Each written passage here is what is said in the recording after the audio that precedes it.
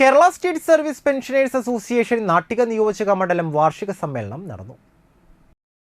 വലപ്പാട് കോൺഗ്രസ് മണ്ഡലം കമ്മിറ്റി ഓഫീസിൽ നിയോജക മണ്ഡലം പ്രസിഡന്റ് AN സിദ്ധപ്രസാദ് മാസ്റ്റർ അധ്യക്ഷത വഹിച്ച യോഗം ജില്ലാ പ്രസിഡന്റ് KG ഉണ്ണികൃഷ്ണൻ ഉദ്ഘാടനം ചെയ്തു.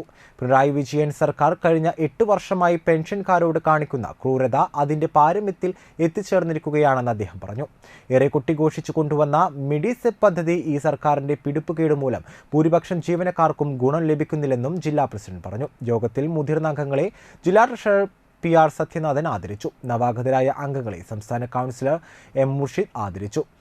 ANC George master, VR Jagadeesan master, VR Rajendran master, AS Thilakan master, PP Krishnakumar master, KC Maithri, MG Jojo, P Vanaja, VJ Venkatesan master, MG Raghunandanan, M Ambika teacher, CP Sreelatha teacher എന്നിവർ സംസാരിച്ചു. പുതിയ ഭാരവാഹികളായി president AN Siddhaprasad master, vice president PP Krishnakumar master, VR Rajendran master, joint secretary Maithri KC, K Nandakumar, treasurer AS Thilakan master എന്നിവരെ തിരഞ്ഞെടുത്തു.